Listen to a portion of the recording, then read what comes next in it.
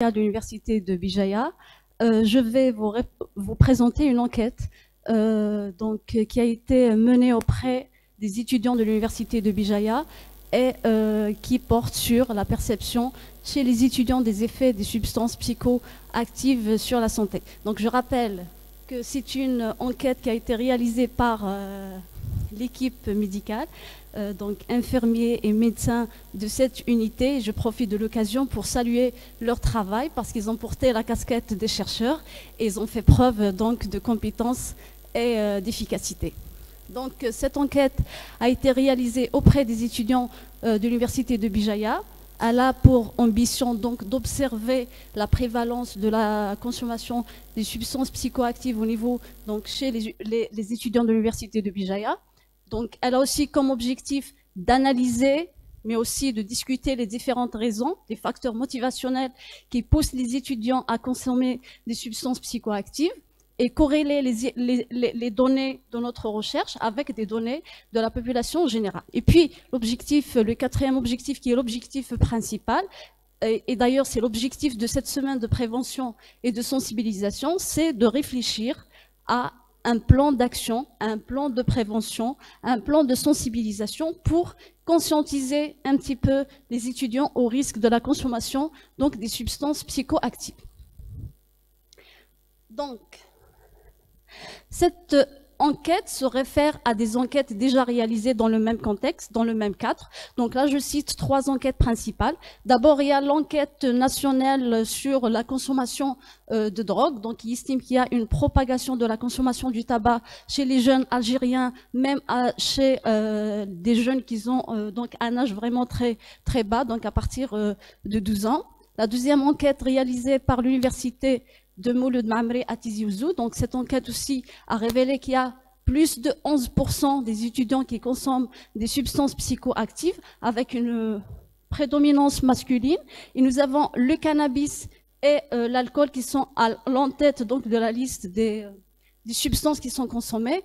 Et ce qui a été aussi révélé, c'est qu'il y a ce qu'on appelle la polytoxicomanie, ça veut dire qu'il y a la consommation de plusieurs substances à la fois.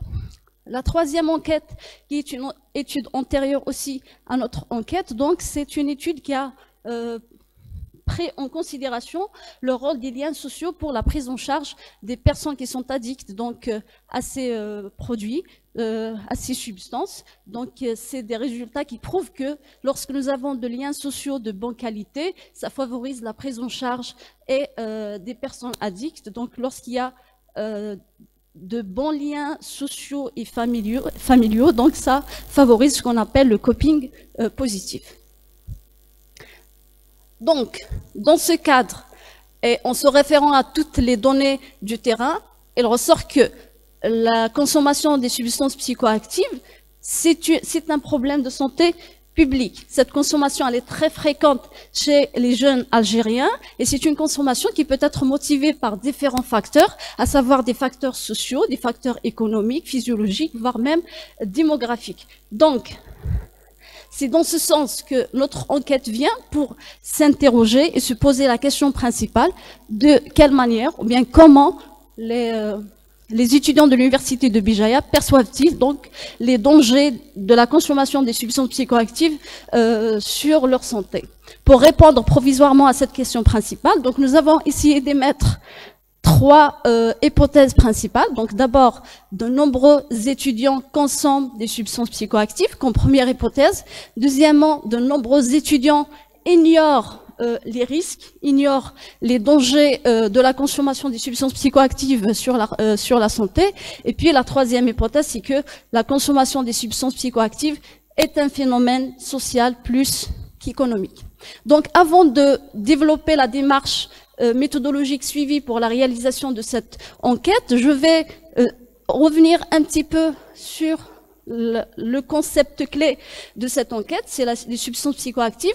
Donc j'ai de la chance d'être précédée par professeur Abbassi qui a tout développé sur les substances psychoactives, sur la classification, les définitions et sur le mécanisme d'action. Donc là, je vais juste revenir rapidement.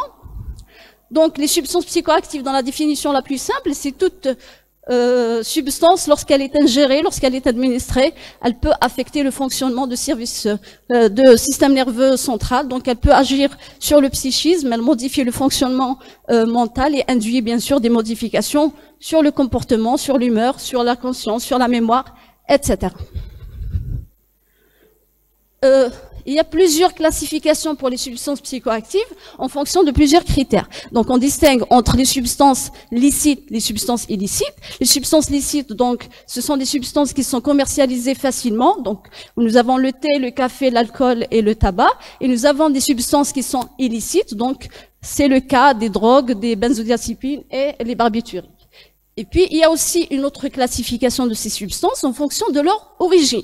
Là, on distingue entre les substances naturelles, les substances synthétiques, les substances médicamenteuses et les substances non médicamenteuses. Une autre classification, cette classification, par contre, elle prend en considération l'effet induit par l'ingestion de ces substances. Donc, on distingue entre ce qu'on appelle des substances à effet stimulant. Donc, ce sont des substances qui stimulent le système nerveux central. C'est le cas de la cocaïne, de la nicotine.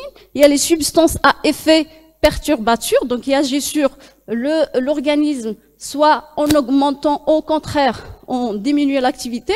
Donc là, nous avons, c'est le cas des cannabis.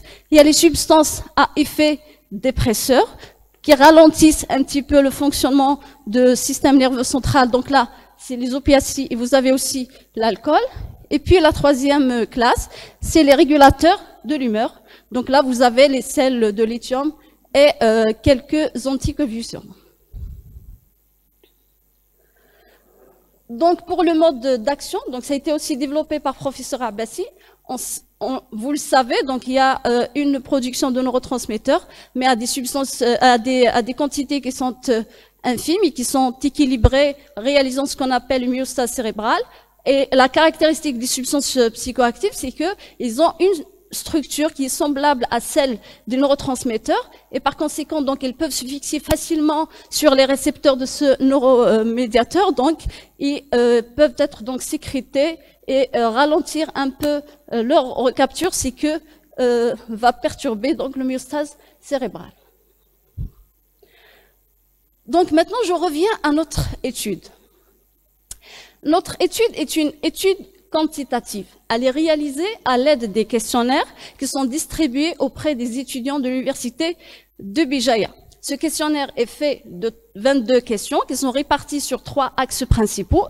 Donc le premier axe, ce sont les données personnelles. Le deuxième axe, c'est par rapport à la consommation des substances psychoactives. Et puis le troisième axe, c'est la perception des étudiants de l'université de Bijaya pour donc les conséquences de ces substances sur leur santé. Pour l'échantillonnage, donc on a procédé par ce qu'on appelle l'échantillonnage probabiliste qui est proportionnel en fonction des facultés, parce que c'est un échantillon qui est constitué des étudiants qui sont affiliés à la fois aux différents niveaux donc de l'université, allant de la première année, deuxième année, troisième année, master et doctorat. Ils sont répartis sur les différentes facultés qui sont au nombre de 7 de l'université de Bijaya. Donc nous avons travaillé sur un échantillon qui est fait de 1258 étudiants sur un total de la population de 38 517. Donc, on va commencer par présenter quelques résultats.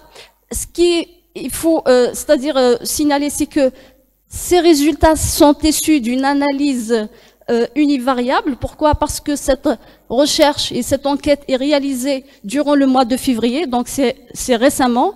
Donc pour l'instant, on va vous présenter juste l'analyse univariable. Il faut savoir que, bien sûr, il y aura une analyse un peu plus approfondie, bivariable, voire multivariable, dans le but donc d'approfondir notre enquête. Donc d'abord, la répartition de notre échantillon selon le sexe.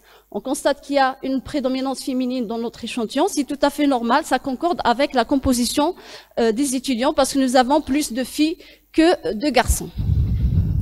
Le premier constat, c'est que 16% de notre échantillon consomment les substances psychoactives. C'est un pourcentage qui est alarmant, c'est un pourcentage qui est inquiétant et qui frappe. Et cette consommation, elle est répartie sur les 6 niveaux d'inscription mais il y a une prédominance pour le niveau L2, l'essence 2, l'essence 3 et les doctorants. Donc là, ça reste aussi à chercher pour quelles raisons il y a cette utilisation au niveau de ces niveaux. On a cherché aussi à comprendre qu'est-ce qui pousse ou bien qu'est-ce qui a provoqué la tentation pour consommer ces substances psychoactives. Donc, on a constaté que les camarades, 39%, ce sont les camarades qui poussent donc les étudiants à consommer des substances psychoactives. Ils sont suivis par la suite par ce qu'on appelle la propre décision. Ça veut dire c'est une tentation personnelle. Et puis, il y a aussi le voisinage. La nature des substances utilisées, c'est donc nous avons l'alcool et le cannabis. Ce sont les deux substances les plus utilisées par les étudiants. Ça peut être expliqué à la fois par la disponibilité et par l'accessibilité. Donc disponibilité, pourquoi? Parce que nous avons des frontières avec le pays le plus producteur de cannabis au monde. Donc c'est tout simplement qu'on aura le cannabis sur le territoire algérien. Et puis l'accessibilité, les deux substances ne coûtent pas cher. Donc, on peut se procurer de l'alcool, du cannabis d'une manière avec peu d'argent.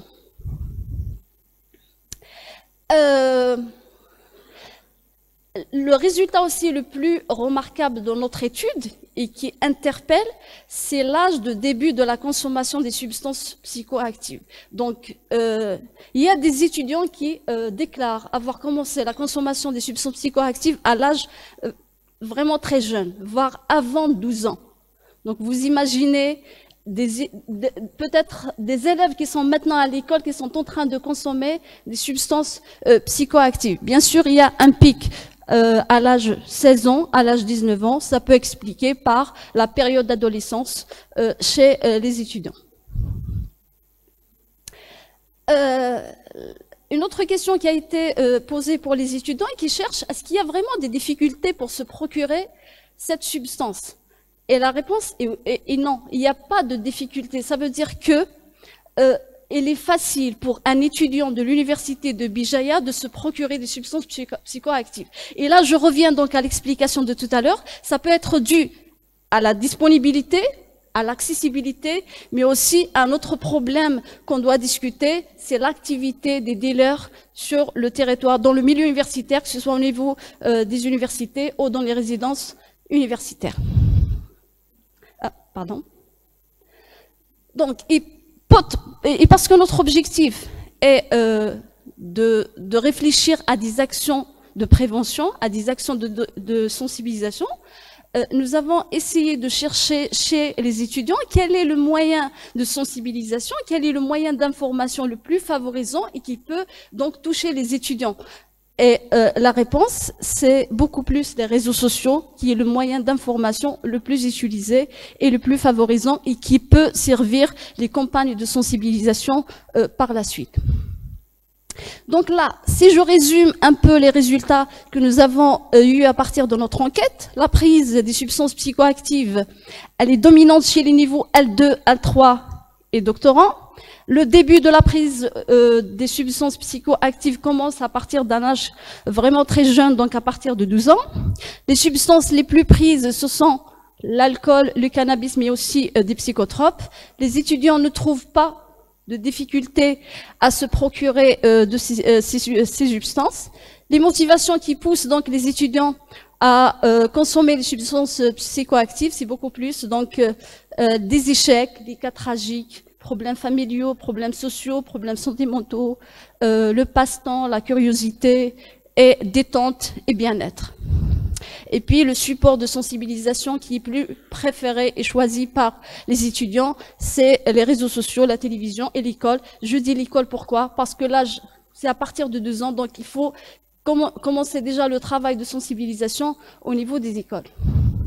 Maintenant, pour répondre à notre question principale, qui est la perception chez les étudiants donc des risques de la consommation des substances psychoactives sur la santé, donc là, je vais rebondir sur des données qui ont été déjà faites par nos professeurs. Donc, il y a des troubles sur la santé, des troubles cardiovasculaires, respiratoires, cancer, problèmes hépatiques, sexuels, des troubles psychiques, psychiatriques.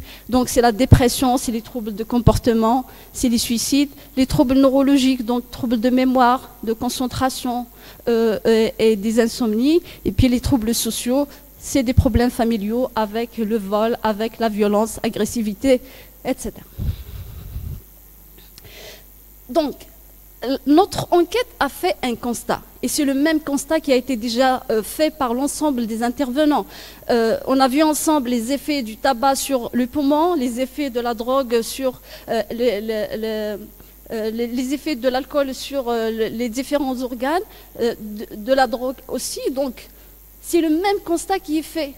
Donc, nous sommes devant deux urgences. La première, c'est une urgence de prise en charge, ça veut dire on doit prendre en charge les personnes qui sont déjà addictes, et ça se fait par les différentes thérapies qui sont disponibles, thérapie de groupe, sport, etc.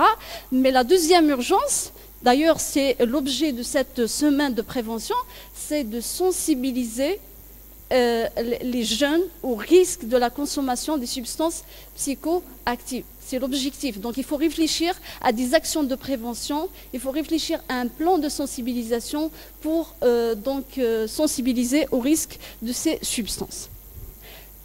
Et ces campagnes de sensibilisation doivent toucher on va dire deux volets d'information.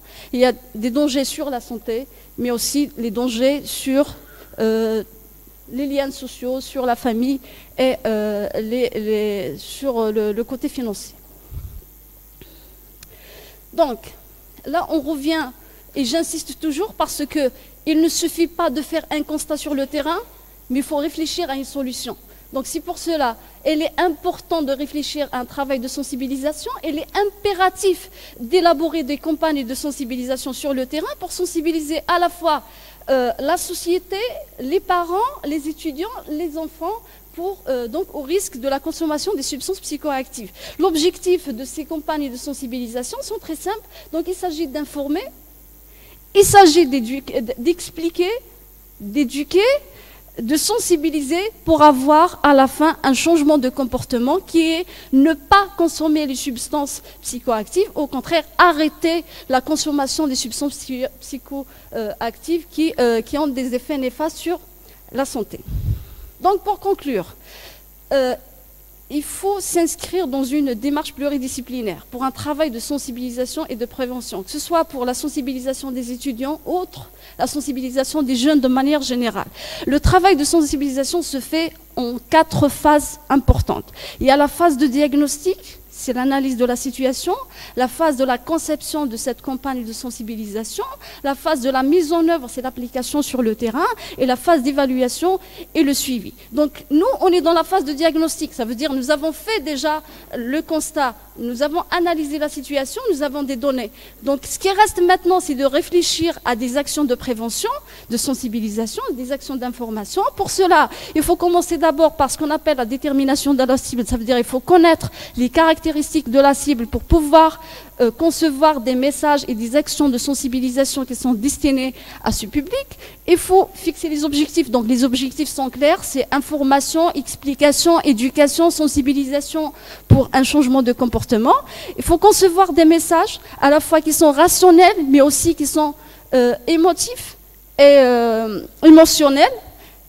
Et il faut faire un agenda avec les différentes actions de communication, de sensibilisation, avec un pilotage. Puis il y a toujours un suivi et l'évaluation, suivre donc les actions sur le terrain et mesurer l'efficacité de ces actions à long terme ou à court terme. Lorsque la sensibilisation est efficace, donc on va avoir des résultats sur le terrain avec une diminution de taux des personnes qui consomment les substances psychoactives. Au contraire, on peut se heurter à des échecs et dans ce cas, on doit faire des modifications correctrices pour améliorer notre campagne de sensibilisation.